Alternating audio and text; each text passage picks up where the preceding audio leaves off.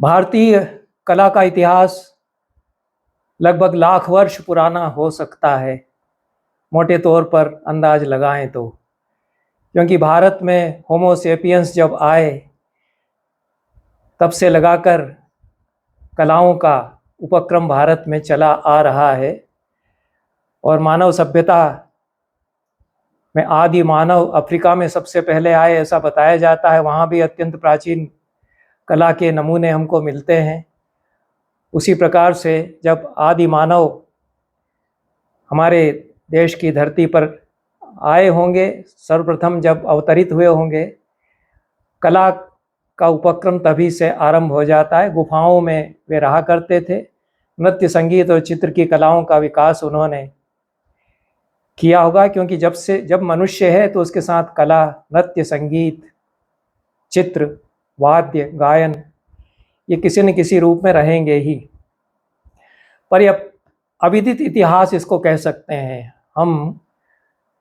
गुफाएं हैं और उनमें मानव रहते थे, इतना ही अनुमान करते हैं। उनकी कलाओं के लाख वर्ष पुराने तो कोई अवशेष, जहाँ तक मेरी जानकारी है, हमारे पास नहीं है।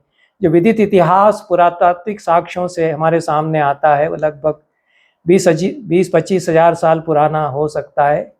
कि कुछ पुरानी गुफाएं हैं जहाँ पर मनुष्य रहा करते थे, वो 25 हजार साल पुराने उनमें रहने के हमको साक्ष्य प्रमाण मिलते हैं। और उन गुफाओं में शैल चित्र हैं जिनसे कि उस समय की कलात्मक गतिविधियों का अनुमान हम करते हैं।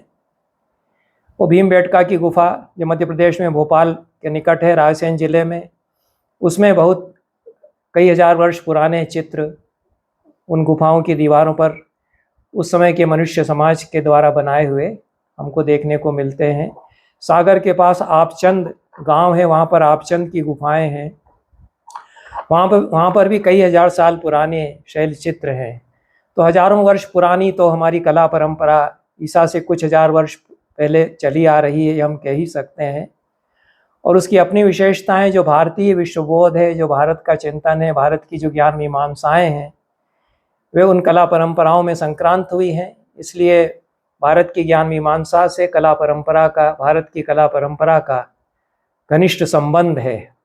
और जो भारत की ज्ञान परंपराओं की अपनी विशेषताएं हैं, वे यहाँ पर भारतीय कला परंपरा में भी देखने को मिलती है। तो पहली जो बड़ी विशेषता भारतीय कला की मैं मानता हूँ, वह प्रकृति से सानिध्य, प्रकृति से अंतरंगता का अनुभव और विश्व से एकात्म का अनुभव। ये हमारी ज्ञान परंपराएं भी मनुष्य और शेष विश्व अलग नहीं है, यही सिखाती हैं। मनुष्य सृष्टि का एक अंग है, हिस्सा है, सृष्टि से अलग मनुष्य नहीं है। यह हमारे जितने भी शास्त्र हैं वे बताते हैं, चाहे वह वेदांत का शास्त्र हो या बौद्ध दर्शन हो या अन्य जितनी भी ज्ञान परंपराएं हमारी हैं, वे अद्वैत में पर्यवसित होती हैं। और अद्वैत का आशय यह है कि सारी प्रकृति से हम एकाकार हैं, हम उससे अलग नहीं हैं। यदि यह अनुभव नहीं हुआ तो सब अद्वैत की चर्चा करना व्यर्थ है। यदि आप जो कुछ हमारे सामने निसर्ग है उससे एकात्म का अनुभव नहीं करते कि जो मैं हूँ वही ये हैं, तो फिर अद्वैत की अनुभूति क्या होगी?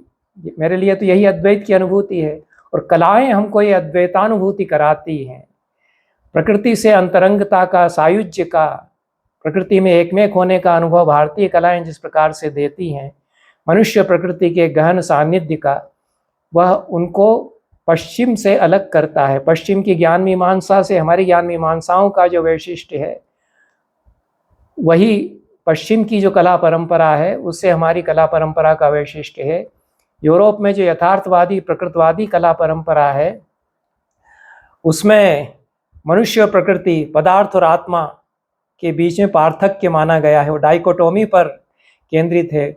और पूरे यूरोप की जो कला परंपरा है उसमें हम ये पार्थक्य देखते हैं।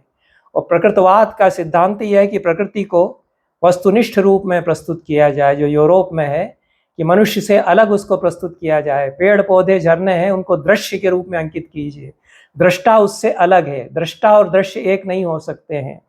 पर हमारी जो कलाएं हैं और हमारी जो ज्ञान मीमांसाएं और दृष्टा और हमारी जो ज्ञान मीमांसाएं हैं, वे दृष्टा और दृश्य को एक कर देती हैं।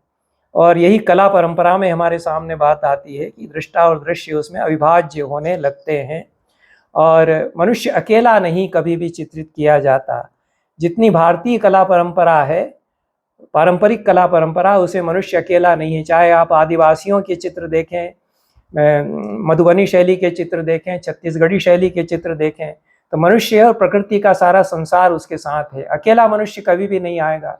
सूरज, चांद, तारे, हिरण, चंद्रमा सब उसमें एक साथ होंगे, तो मनुष्य उनके बीच में उसका एक हिस्सा बन करके आएगा, उनसे अलग नहीं आएगा। तो जितनी भी हमारी पारंपरिक कलाएं हैं, चाहे चित्रकला हो, चाहे नाट्य कला हो, नाट्य कला में भी मनुष्य कभी भी अकेला नाटक में चित्रित नहीं होता है, सृष्टि पूरी चित्रित होती है। पूर्वरंग से ही भरत मुनि बताते हैं कि सारे देवता आकर के विराजमान हो गए, सारी सृष्टि उसमें उपस्थित है, पंच महाभूत उपस्थित हैं। तो यही हमारी सृष्टि से एकात्म की जो भावना है, वह हम चित्रकला में, मूर्ति कला में, जितनी हमारी पारंपरिक कलाएं हैं और काव्य कला है, नाट्य कला है, सभी में हम देखते हैं। और जो यूरोप के प्रकृतवाद या यथार्थवाद से प्रभावित चित्रकला आई, वह भारतीय कला का एक तरह से पतन उसके द्वारा हम मानते हैं। भले ही वह राजा रवि वर्मा के ही चित्र क्यों न हो, बहुत ही सुंदर हैं, कैलेंडरों में खूब आते हैं उनके चित्र, लेकिन आप देखिए कि शकुंतला अकेली है, उसकी सखियां हैं, दुष्यंत है, अकेला है। हमारे यहाँ जो चित्र बनाया जाएगा शकुंतला का, वो अकेली शकुंतला का नहीं बनाया जाएगा। उसके हिरण, उसके छोने, उसके पेड़ पौधे, उसकी वन ज्योत्सना लता, उसका आश्रम, ये नहीं होंगे तो शकुंतला नहीं है। वो निसर्ग कन्या उसको रविन्द्रनाथ टैगोर ने इसीलिए कहा है कि वह निसर्ग के बीच में है, उसमें रमी हुई है, उससे अलग नहीं है, उससे सायुज्य का अनुभव वह करती है। ये मेरे भाई बहन, ये पेड़ पौधे मेरी बहन, मेरे हरिण जो है उसके परिवार के अंग, तो उनसे अलग वह नहीं है, उसके बिना वह नहीं। इसलिए जो कालिदास चित्र बताते हैं कि दुष्यंत चित्र बनाता है, तो उसमें उसने शकुंतला और उसकी सखियां बना दी, भौरा बना दिया, भौरा मंडरा रहा है। फिर भी दुष्यंत कहता है ये तो अधूरा है। दुष्यंत कहता है कि ये तो बहुत अच्छा लग रहा है, पूरा है, ये राजा रवि वर्मा का जैसा चित्र हो गया, दुष्यंत है, सखियां हैं और भौरा है। लेकिन दुष्यंत कहता है कि नहीं, इसमें तो बहुत कुछ बनाना है अभी। अर्धम अवसितम एतत् चित्रम, आधा बना है अभी। तो कहता है कार्या सैकत लीन हंस मिथुना स्रोतो वहा मालिनी, अभी तो इसके पीछे हमको बहती हुई मालिनी नदी बनाना है। उपादास्ताम अभी तो निषण्ण हरिणा गौरी गुरो पावना, उसके पीछे पीछे गौरी गुरु हिमालय की ढलाने हमको बनाना है। और शाखा लंबित वलकलस्य चतुरो निर्मातुम इच्छाम यदा श्रृंगे कृष्ण मृगस्य वाम नयनम कंडूयमाना मृगीम, उसके पीछे हिमालय की ढलाने, बहती हुई मालिनी नदी तो होगी ही, लेकिन पेड़ होगा, पेड़ की डगालों पर मुनियों के वस्त्र, वलकल वस्त्र सूखने के लिए लटकाए हुए होंगे, यह सब मैं चित्र में बनाऊंगा। और उसके नीचे एक हरिण का जोड़ा खड़ा हुआ होगा, जिसमें कि हरिणी अपने सींग से हरिण की बाईं आंख को खुजा रही है। तो ये सारा चित्र तभी अधूरा होगा, उसे मनुष्य की भावनाएं, दृष्टा और दृश्य का एकाकार होना, जो दुष्यंत का पश्चाताप है, उस सारा उसमें घुल मिल गया है कि मैंने कैसे आश्रम में जाकर के क्या किया। यह सारा जो मनोभाव रस चित्र का, वह उसमें जब तक नहीं आ जाएगा तब तक चित्र नहीं पूरा होगा। तो हमारी सारी कलाएं दृष्टा और दृश्य के अद्वैत को मिटा देती हैं और अद्वैत को स्थापित करती हैं। सर्वदय केंद्रित कला शास्त्र हमारा रहा है। जो हमारा कला दर्शन है कि दृश्यांकन की दृष्टि से दृष्टा और दृश्य अलग नहीं हुआ करते हैं। दृश्य को हम चर्म चक्षुओं से देखते हैं, लेकिन उसमें हमारा चित्त एकात्म का अनुभव करता है, जब तभी वह चित्र पूरा होता है। तो इसलिए रस केंद्रित पूरी ज्ञान मीमांसा हमारी हो जाती है। और यह आदिकाल से, अनादिकाल से ही कह सकते हैं, वैदिक काल से ही यह रस की बात हमारी कलाओं में आती है। तो कलाओं पर चर्चा अत्यंत प्राचीन काल में ऐत्रेय महिदास ने ऐत्रेय ब्राह्मण में की, और उन्होंने कला क्या है, शिल्प क्या है, इसको परिभाषित किया। और उन्होंने बताया कि छंदस भी शिल्प है। शिल्प की बहुत व्यापक अवधारणा उन्होंने बताई, और सारा जगत ही शिल्प है। जो मनुष्य बनाता है वह भी शिल्प है, दोनों में अंतर उन्होंने बताया। और जो छंदस है, जो वेदों के मंत्र हैं, वे भी शिल्प हैं, काव्य भी हुए हैं, और उस छंदस में रस होता है, यह ऐत्रेय महिदास कहते हैं। तो हजारों वर्ष पुराना जो ऐत्रेय ब्राह्मण है, ऋग्वेद का ब्राह्मण है। ऋग्वेद तो विश्व साहित्य का सबसे प्राचीन ग्रंथ है। और वैदिक ऋषि हैं ऐत्रेय महिदास। तो वे ऐत्रेय महिदास जो हैं छंदस, काव्य, शिल्प इसकी बात करते हुए रस की चर्चा करते हैं। रस की चर्चा करते हुए वे कहते हैं कि एक कथा, रूपकात्मक कथा के द्वारा, मेटाफर के द्वारा वे बताते हैं कि जो छंदस है उसमें रस था, इतना अधिक रस था छंदस में कि वो बहने लगा। तो प्रजापति भयभीत हुए, डरे कि यह तो छंदस में जो रस है वो बह जाएगा, तो फिर आनंद क्या रहेगा। तो उन्होंने उस रस को लौकिक छंदों में संग्रहित कर दिया। ये कथा बताते हैं, बड़ी सुंदर कथा है कि जो वैदिक छंदस हैं उन्हीं से लौकिक छंद बनते हैं। गाथा है, नाराशंसी है, ये वेदों में लौकिक छंदों के नाम आ जाते हैं। गाथा आर्या छंद से मिलता जुलता छंद आ जाता है। तो जो वेदों के मंत्र हैं वे भी काव्य हैं, उनमें रस है, उनमें इतना रस है कि वो बह रहा है। तो वही रस फिर जो लौकिक छंद है उनमें हो गया, एक प्रजापति ने उनमें एकत्र कर दिया। तो यह उदाहरण मेरे सामने है ऐत्रेय महिदास का, उसको ऐत्रेय ब्राह्मण का, उसको मैं नहीं पढ़ूंगा, लेकिन वो नाम देते हैं कि लौकिक छंद कौन कौन से हैं। कि रैभी छंद है, ये रैभी गाथा का प्रकार है, गाई जाती थी। पारीक्षिती छंद है और कारवी छंद है। तो कहते हैं कि ये इन छंदों में नाराशंसी छंद है। तो गायत्री में जो रस है वह नाराशंसी में आ गया, जो त्रिष्टुभ में छंद है वह रेभी में आ गया, जगती में जो छंद है वह पारीक्षिती में आ गया, अनुष्टुभ में जो छंद है वह कारवी में आ गया। तो इस तरह से हर छंद छंद में रस समा गया और इसलिए सारी सृष्टि छंदोमय है।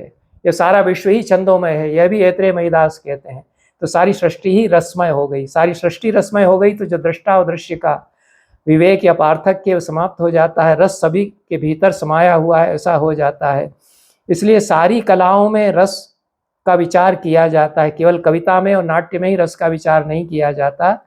जो आधुनिक दृष्टि से, पश्चिमी सोच से जो प्रश्न उठाते हैं आधुनिक अध्येता, वे कहते हैं कि संगीत में रस कैसे हो सकता है, स्वरों में रस कैसे हो सकता है, और चित्रकला जिसमें कि रंग होते हैं उसमें विभाव, अनुभाव, संचारी भाव कैसे होंगे, उसमें रस कैसे होगा। तो ये भारतीय जो दृष्टि है उसको न समझने के कारण ये सवाल खड़ा होता है, क्योंकि हमारे यहाँ तो छंदों में रस है, रंगों में भी रस है। तो रंगों का संबंध रसों से बताया जाता है। भरत मुनि नाट्यशास्त्र में बताते हैं कि कौन सा रंग किस रस से जुड़ता है।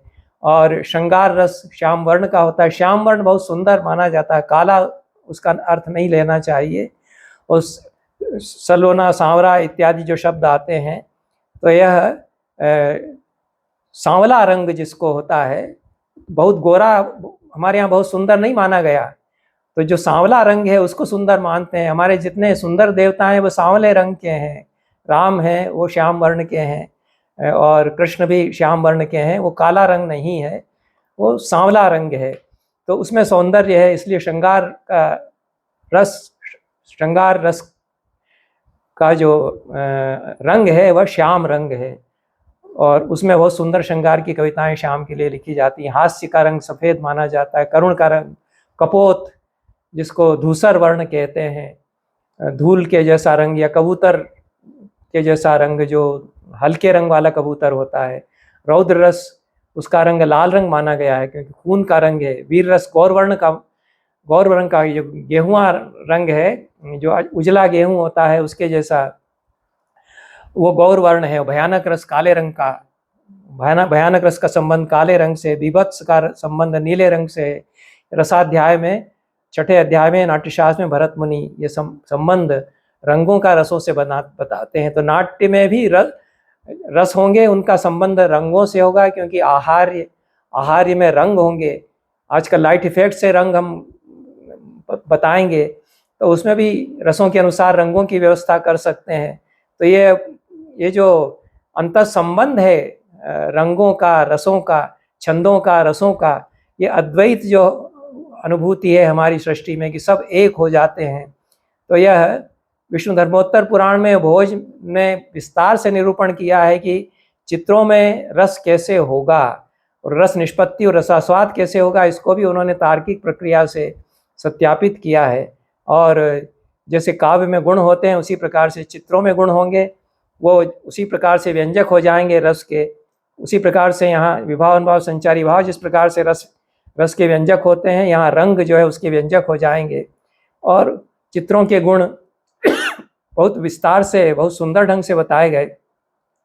मधुरत्व या माधुर्य उसमें बताया गया, लेकिन विभक्तता, सादृश्य, क्षय, वृद्धि, ये डिमिनिशिंग और उभरा हुआ होना, भूलंब, समतल में होना, समान रेखा में होना, वक्र रेखत्व इत्यादि, तो चित्रों में बल्कि और भी अधिक विशिष्ट रंग हो सकते हैं। इसलिए भोज ने सम्रांगण सूत्रधार में 11 रस चित्र के बताए। उन्होंने प्रत्यक्षाक्षी नामक से अलग एक रस माना जो मूर्त कर देता है, चित्र अमूर्त को मूर्त कर देता है, तो यह चित्र में विशेषता हो जाती है। इसलिए प्रत्यक्षाक्षी एक रस उन्होंने अलग से माना। और 10वां रस प्रयान नामक उन्होंने चित्रकला में अलग से माना, चित्र में रस बताने के लिए। तो यह इस प्रकार से उन्होंने 9 रसों के स्थान पर भोज ने चित्रकला में 11 रस माने। तो हमारी जो ज्ञान मीमांसाएं हैं उनमें रसशास्त्र का पूरा संबंध सारी कलाओं से हमने जोड़ करके देखा। दूसरी हमारी जो सारी कलाओं की विशेषता जो मैंने अभी इंगित किया है कि वह अमूर्त को मूर्त करती हैं हमारी कलाएं, और साकार को निराकार करती हैं। निराकार और साकार से फिर साकार में वे जाती हैं, साकार से फिर निराकार में वे जाती हैं। ये जो एक साइक्लिक आर्डर है, साकार से निराकार में, निराकार से साकार में, मूर्त से अमूर्त में, अमूर्त से मूर्त में, ये हमारी कलाएं यात्रा हमको कराती हैं। इसलिए अद्वैत का अनुभव कलाओं से इसलिए होता है कि निराकार और साकार का भेद मिटा देती हैं कलाएं। यह दर्शनों में भले ही भेद बना रहेगी, वो द्वैत वेदांत है तो उसमें जीव और ब्रह्म अलग अलग होंगे, यहाँ तक कि शांकर वेदांत में भी कुछ भेद तो रहेगा ही, परम अद्वैत नहीं होता है शांकर अद्वैत में, ऐसा गोपीनाथ कविराज बताते हैं, मैं नहीं बता रहा हूँ। और जो अभिनव गुप्त का अद्वैत है उसमें परम अद्वैत स्थापित होता है। जो स्वयं गोपीनाथ कविराज का अखंड महायोग का दर्शन है उसमें परम अद्वैत होता है, तो उसमें अद्वैतानुभूति अखंड रूप में हो जाती है। और उसमें व्यवहारिक सत्य अलग हो जाता है, पारमार्थिक सत्य अलग हो जाता है, इसलिए परमाद्वैत नहीं हो पाता। जब तक आप ये अनुभव नहीं करेंगे कि सृष्टि के कण कण में वही ईश्वर रमा हुआ है, जो मेरे में है वही मैं हूँ और वही सृष्टि का हर कण कण है, तब तक परम अद्वैत नहीं होगा। व्यवहारिक सत्य आप अलग जब तक देखते रहेंगे, तो शैव दर्शन ने यह किया कि उसमें कण कण में शिव रमे हुए हैं, इस जगत से वे अलग नहीं है, वे इस जगत को रच करके इसमें समाये हुए हैं, तो धरती के हर कण कण में वे विराजमान हैं। तो ये जब अद्वैतानुभूति, अखंड अनुभूति होगी, तब वह ईश्वर की अद्वैतानुभूति वास्तविक रूप में होगी।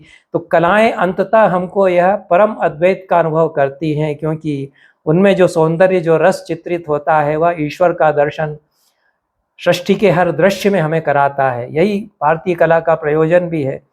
तो जो अरूप है उसको रूप हमारी कलाएं देती हैं, और रूप को फिर अरूप भी बना सकती हैं, अदृश्य को दृश्य बना देती हैं। तो यह जैसे कि ऋतुओं के चित्र कैसे बनाए जाएंगे, यह चित्रशास्त्र में विचार किया जाता है।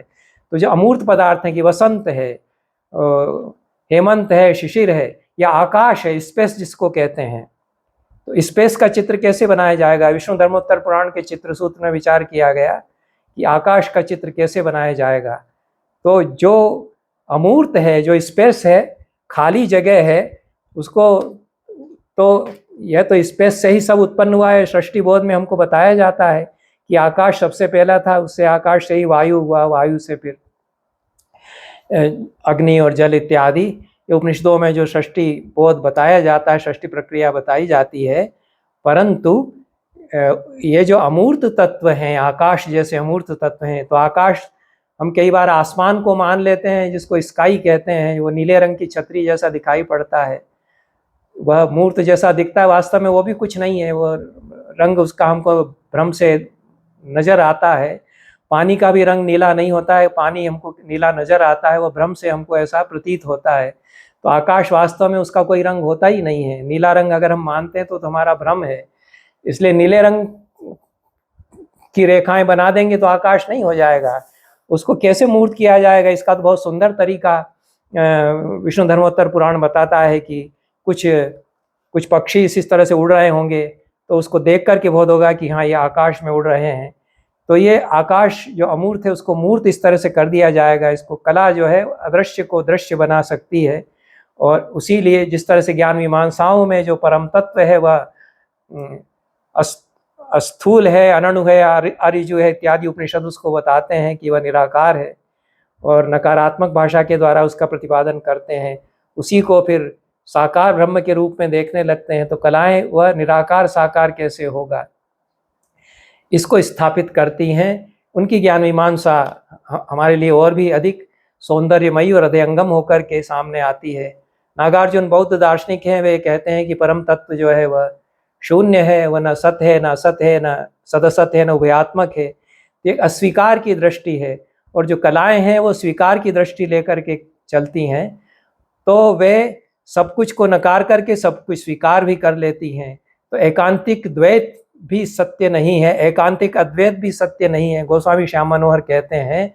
और दोनों को स्वीकार करके कलाएं, गुलाब का फूल केवल गुलाब का फूल नहीं है, अलग अलग पंखुड़ियाँ उसकी बनाएंगे, उन पंखुड़ियों का योग गुलाब का फूल हो जाएगा। उसके सारे अंग अलग अलग बनाएंगे, वे भी गुलाब के फूल को बनाते हैं। उनसे मिलकर के जो समग्र गुलाब का फूल बनता है वह भी गुलाब का फूल होगा। तो जो अखंड और खंड में भेद है उसको कलाएं मिटा देती हैं। जो खंड है वही अखंड बनता है, और जो अखंड है वही खंडों में प्रतीत होता है। तो यह जो द्वैत और अद्वैत का, खंड और अखंड का भेद है, उसको कलाएं निरस्त कर देती हैं। इसलिए कला बोध वास्तव में मुक्ति की ओर कलाएं ले जाती हैं, अंततः मेरा कहना यह है। और कला साधना मुक्ति की साधना होती है, और सारी कलाएं एक दूसरे से जुड़ती हैं। यह भी भारतीय कला बोध का, भारतीय कला शास्त्र का महत्वपूर्ण सिद्धांत है। तो विष्णु धर्मोत्तर पुराण कला शास्त्र का अत्यंत ही महत्वपूर्ण ग्रंथ है, और विश्व कोशात्मक ग्रंथ है। विष्णु धर्मोत्तर पुराण का जो तीसरा खंड है, तो उसमें विष्णु धर्मोत्तर पुराण में राजा वज्र मार्कंडेय ऋषि के पास जाते हैं, और वे कहते हैं कि हमको मंदिर बनवाने हैं, और मंदिरों में देवता की प्रतिमा हम बनवाएंगे, तो आप हमको प्रतिमाएं कैसे बनेगी ये समझा दीजिए। देवता रूप निर्माणम कथयस्व मानघ, ऐसा वे प्रश्न करते हैं। तो मार्कंडेय कहते हैं कि चित्र सूत्रम न जानाति यस्तु सम्यक नराधिप, प्रतिमा लक्षणम वेतुम न शक्यम तेन करहिचित। हे राजन, जो चित्र सूत्र नहीं जानता है वो प्रतिमा लक्षण या प्रतिमा शास्त्र भी नहीं जान सकता है। तो राजा वज्र कहते हैं कि चित्र सूत्र बता दीजिए, और क्योंकि चित्र सूत्र हम समझ लेंगे तो प्रतिमाएं हम बनवा सकेंगे।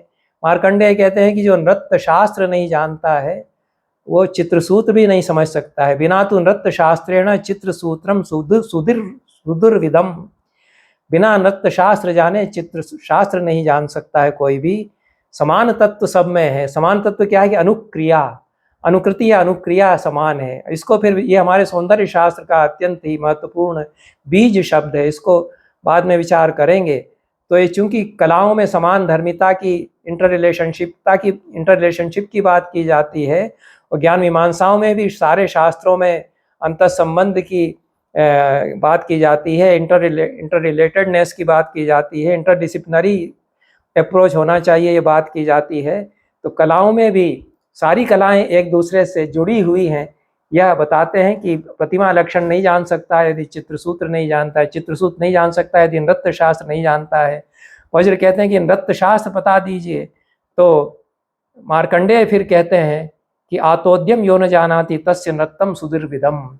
जो आतोद्य परकशंस, जो वाद्य बजाना नहीं जानता है वो नृत्य नहीं समझ सकता है, क्योंकि तबले के ठेके नहीं जानेगा तो डांस में स्टेप कैसे होते हैं कैसे समझ सकता है।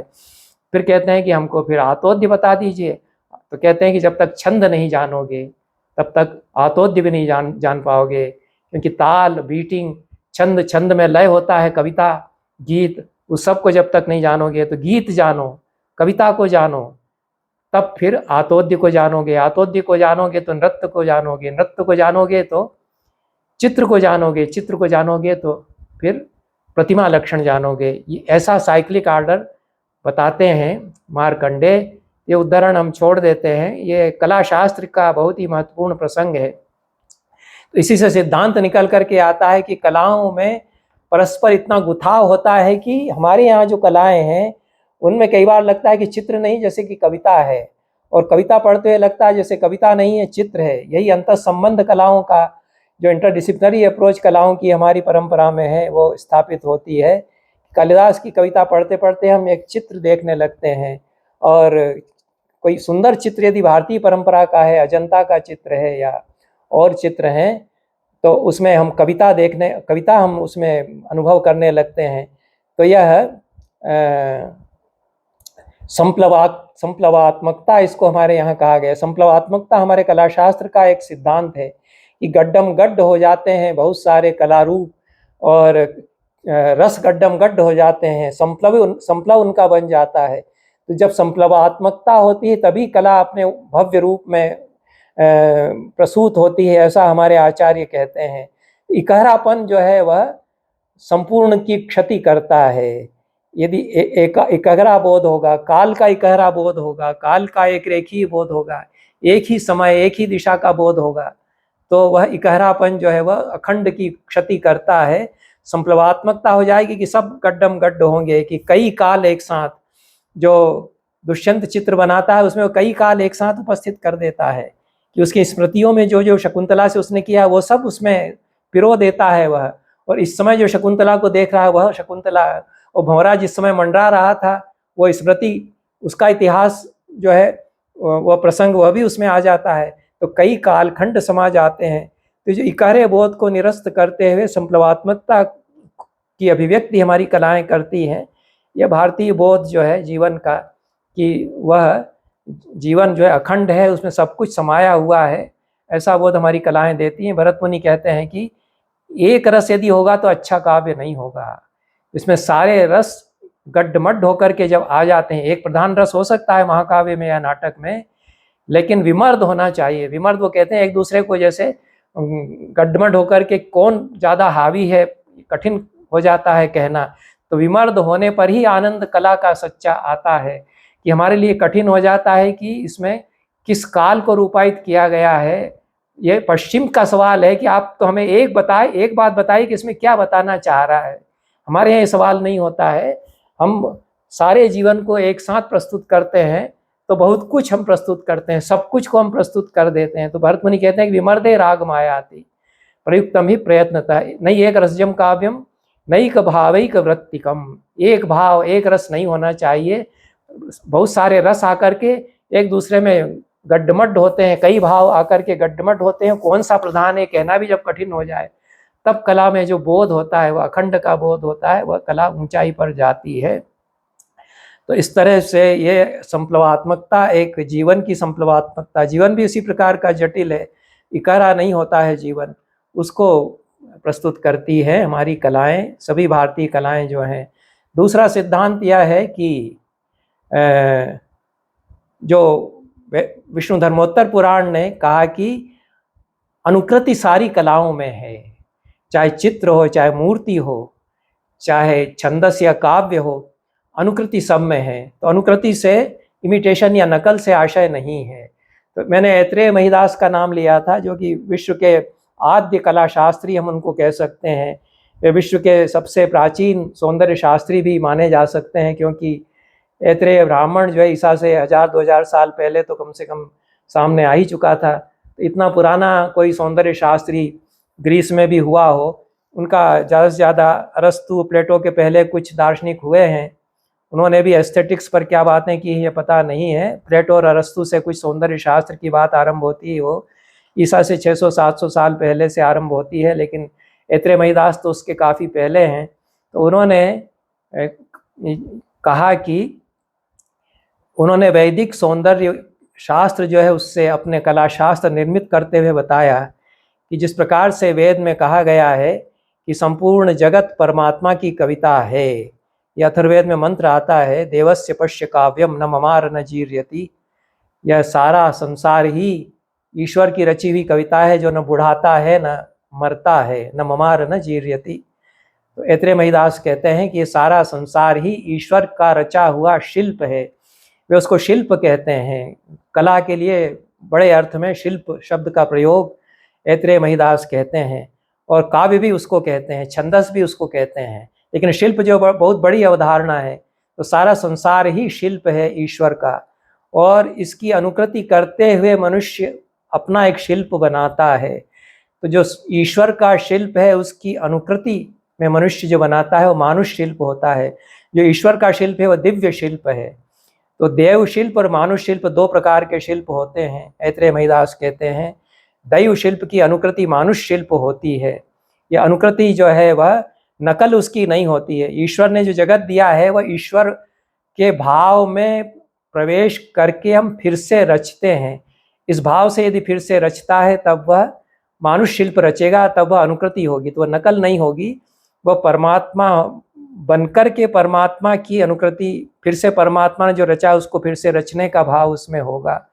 इस प्रकार से ऐत्रेय महीदास ने जो कला दर्शन दिया उसमें अनुकृति का सिद्धांत आता है, जो कि पश्चिम की इमिटेशन की थ्योरी से कुछ अलग है। यद्यपि अरस्तु बहुत सारी बातें जो इमिटेशन को लेकर के कहते हैं उसमें वह कहते हैं कि ये हूबहू नकल नहीं होता है, यह बात तो वे कहते हैं, लेकिन हमारे यहाँ अनुकृति के द्वारा जो अनुपश्चात करणम के द्वारा भाव यह है कि ईश्वर ने जो बनाई है यह सौंदर्यमयी है सृष्टि। तो यह भी पूरा जो भारतीय कलाबोध और एस्थेटिक्स है उसका अंतर जो पश्चिम के कलाबोध और पश्चिम के सौंदर्य शास्त्र से है वह यह है कि वहाँ तो सारी सृष्टि ही पाप बोध से जन्मी है।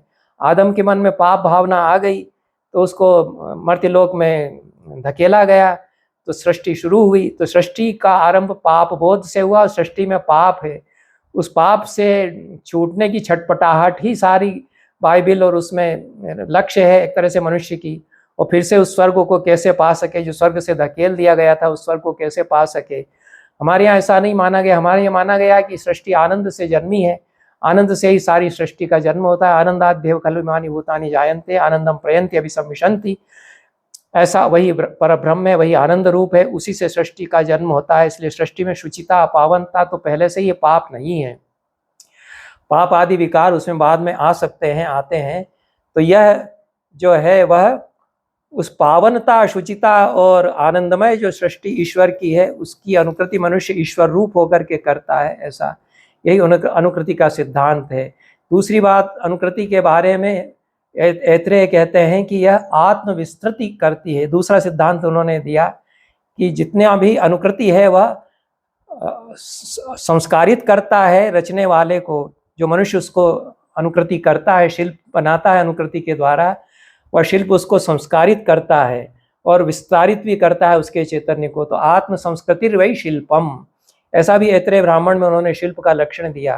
तो आत्मा का संस्कार ही शिल्प है। जो रचने वाला है मनुष्य उसको बनाते बनाते अपने आप को ईश्वर रूप करता चला जाता है, इसलिए आत्म संस्कृति करती हैं जितनी भी कलाएं हैं, ऐसा ऐत्रेय कहते हैं। और आत्म विस्तार उससे होता है, मनुष्य की चेतना विश्व चैतन्य से एकाकार होती है, इसलिए वह आत्म विस्तार भी उसको हम कह सकते हैं। यह ऐत्रेय ने संपूर्ण कला पर विचार करते हुए जो सिद्धांत दिया उसी को हमारी कलाओं में अनुकृति के सिद्धांत को स्वीकार किया गया।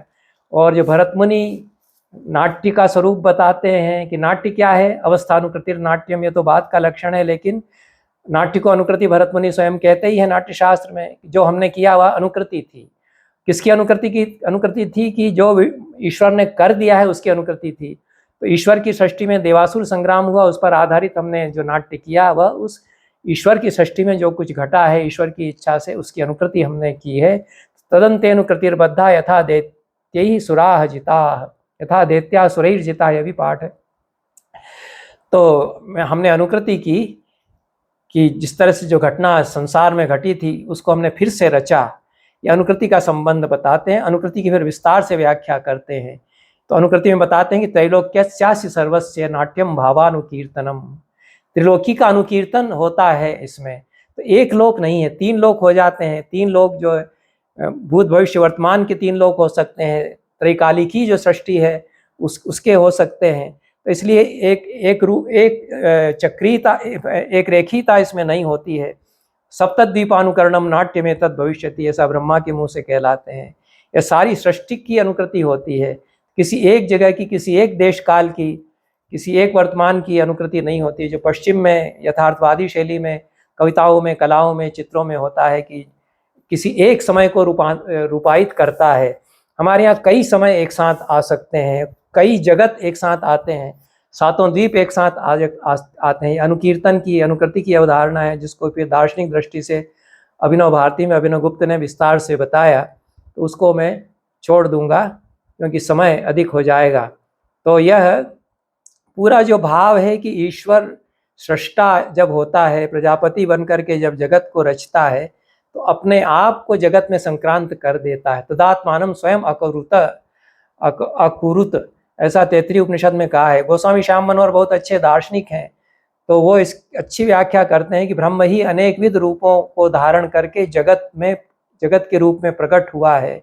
इसलिए परमात्मा की जो कृति है उसको सुकृत कहा है। यद्वै सुकृतम तद्वै रस है, यह भी तैत्तिरीय उपनिषद में आता है। परमात्मा की जो सृष्टि वो सुकृति है और उसमें रस भरा हुआ है।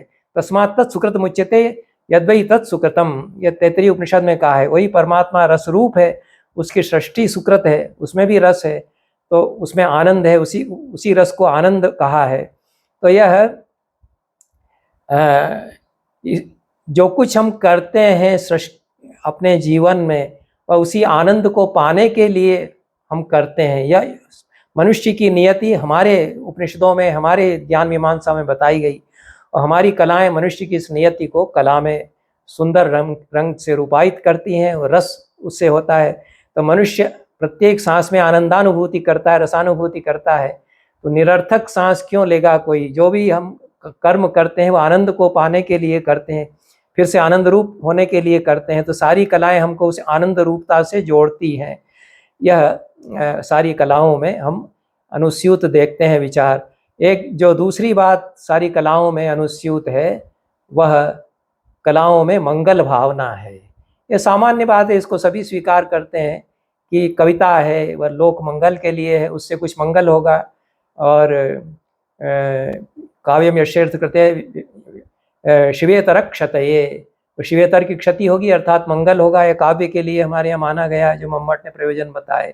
लेकिन चाहे चित्रकला हो, चाहे मूर्ति कला हो, या नृत्य कला हो, नाट्य कला हो, जितनी भी कलाएं हैं वे मांगलिक कुछ सिद्ध करती हैं, हमारे जीवन में मंगल की सिद्धि करती हैं।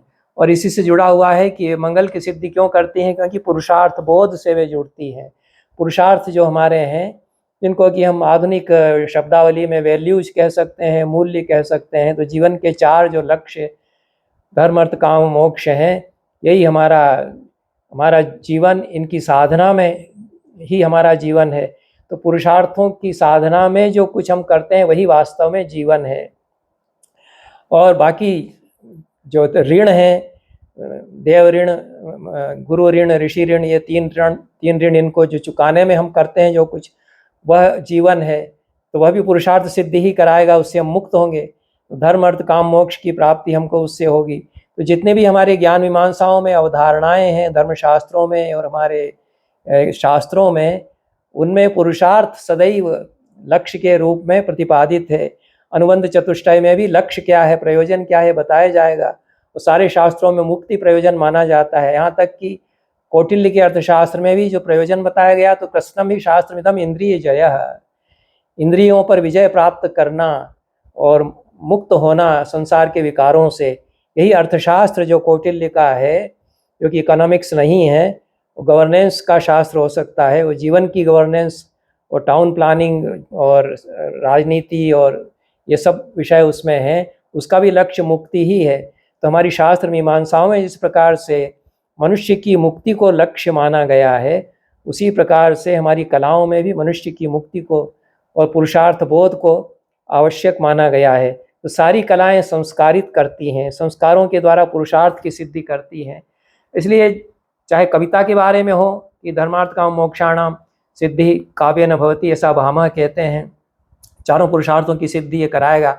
ये कोई अर्थवाद नहीं है, हमारे यहाँ इसको लॉजिकली सत्य माना गया कि कविता से मुक्ति होगी। ये तो हमारे जो कॉलोनाइजेशन का पीरियड था, उसमें कुछ ऐसा हमारे दिमाग को धो दिया गया है कि हमने कहा कि कविता से मुक्ति होती है। अपनी किताब में हमने संस्कृत में जो लिखी उसमें लिख दिया, तो पंडित लोग ही उस पर शुरू हो गए कि कैसे होगी और कैसे होगी, ये कैसे कह दिया है आपने। हम कहते हैं कि कविता पढ़ने से मुक्त होता है, जैसे वेदांत की साधना करने से मुक्त होता है, वैसे कविता, यही तो भामा बताते हैं, यही तो सारे आचार्य बता रहे हैं। तो पुरुषार्थ मोटिवेशन होगा, शास्त्र पढ़ने से कोई मुक्ति मिल जाएगी ऐसा तो है नहीं। पुरुषार्थ के लिए मोटिवेशन होगा, मोटिवेशन आप सही ढंग से फिर उसको परस्यू करेंगे तो मुक्त हो जाएंगे। कविता, कालिदास की कविता हो या किसी अन्य महान कवि की कविता हो, उसको आप सही ढंग से पढ़ के मोटिवेट होते हैं तो आप भी मुक्त हो जाएंगे। मैं तो अपने अनुभव से बता रहा हूँ कि मुक्त होंगे, और मैंने अपने सूत्र ग्रंथ में लिख दिया, तो उस पर सवाल कुछ खड़े करने लग गए, और वह तो हमारी सारी कलाओं में बताया ही गया, हमने कोई नई बात थोड़ी कह दी है। तो यह मंगल भावना के साथ पुरुषार्थ सिद्धि और अंततः सारे मनुष्य समाज की मुक्ति, यह कलाओं का प्रयोजन हमारे यहाँ माना गया। ये हमारी ज्ञान साधना और ज्ञान मीमांसाओं का भी माना गया। और कविता जो है अशुचिता से तो मुक्त करती ही है, यदि है कहीं अशुचिता, यदि सचमुच में हम सहृदय हैं। असल में सहृदय सब लोग नहीं रह गए हैं, सहृदय होना बहुत आसान भी नहीं रह गया। आज का ज़माना जो है कि आप दिन रात तो मोबाइल में और इंटरनेट में घुसे रहते हैं, तो आपका चित्त जो है वह उतना शुचि नहीं रह गया, हमारा भी नहीं रह गया।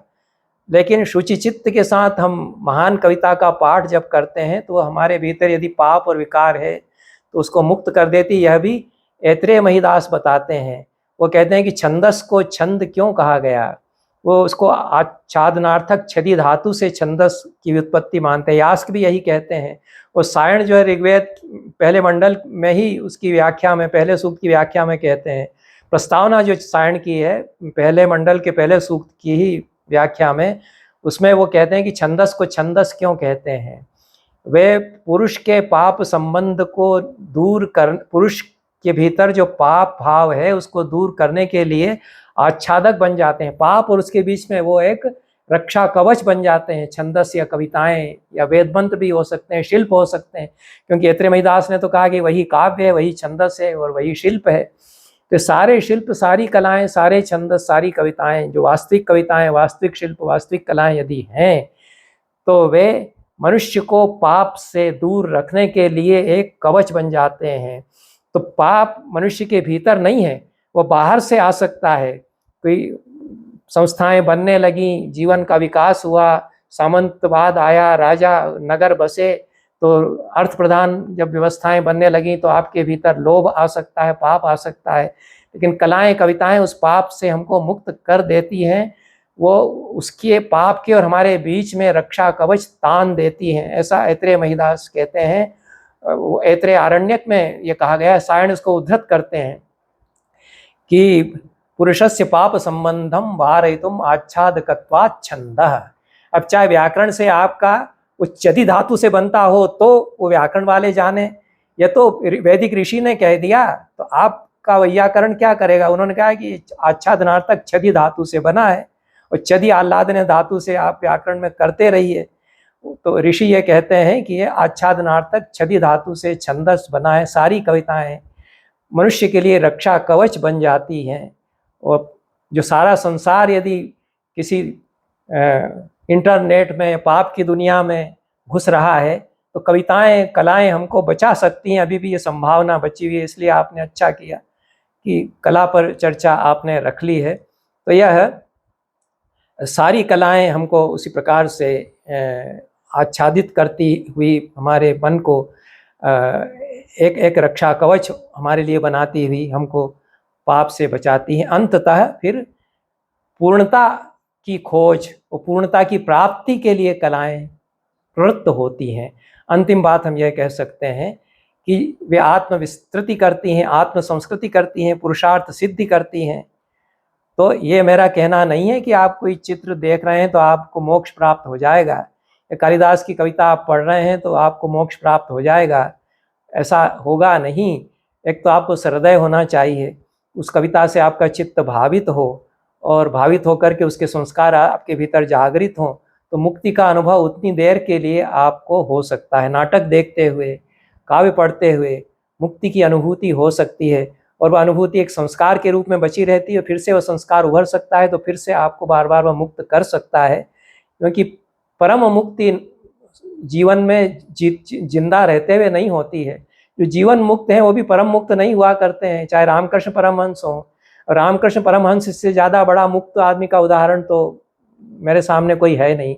जो पुराने ऋषि हैं वो भी कदाचित इतने मुक्त नहीं हैं जितने कि परमहंस मुक्त हैं, लेकिन वो भी जब जगत में आते हैं तो गुस्सा करते हैं, विवेकानंद के लिए अपशब्द कहने लगते हैं, गाली गलौज करने लगते हैं, नाराज होते हैं, चिढ़ते हैं। वो जगत में बंधते हैं, भले ही जानबूझकर बंधते हों कि हम थोड़ी देर के लिए जगत में आएंगे तो इससे हम बंधेंगे। तो जो मुक्त पुरुष है वह बंधता है, तो परम मुक्ति नहीं हुआ करती, क्योंकि संसार में जब तक शरीर है तो खाना पीना संसार के विकार इनसे गुजरेगा, तो जानबूझ करके वो उतनी देर के लिए बंधेगा। तो आप चाहें तो मुक्त हो सकते हैं, या आप बंधे हुए हैं लेकिन कलाओं के द्वारा उतनी देर आप मुक्त हो सकते हैं, अपने चित्त में शुचिता का भाव, मुक्ति का अनुभव कर सकते हैं। यह भी बताया गया कि क्रम मुक्ति होती है, उपनिषदों में बताया गया कि क्रम मुक्ति होती है।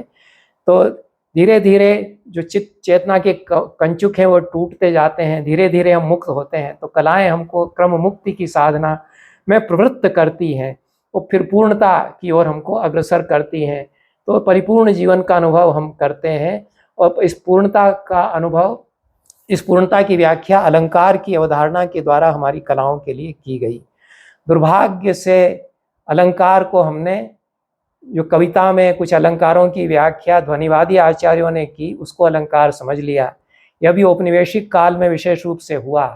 अलंकार तो वेदों में बताया था, उन्होंने कहा कि इंद्र तुम्हारे लिए हमारी कविताएं अलंकार बन जाती हैं।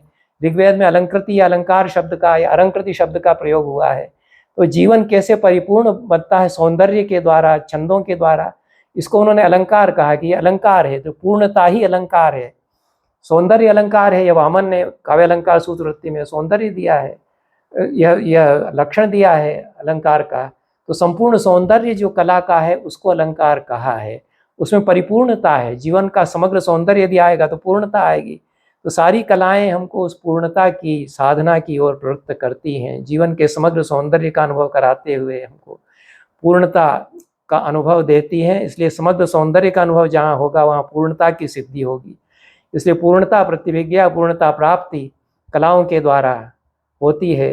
गोस्वामी श्याम मनोहर ने भी कुछ इस तरह की बात कही है, उनका बहुत सुंदर उद्धरण मेरे सामने है। तो यह उसको मैं छोड़ देता हूँ क्योंकि समय बहुत हो रहा है। और अंततः जो यज्ञ भावना है, जो सृष्टि चक्र की उपस्थिति, वो सृष्टि चक्र का प्रत्यय है, वो कलाएं देती हैं। तो पुरुष ही इस जगत में समा गया है, ऐसा तो पुरुष सूक्त में बताया गया है, चाहे वो ऋग्वेद का पुरुष सूक्त हो या यजुर्वेद का हो।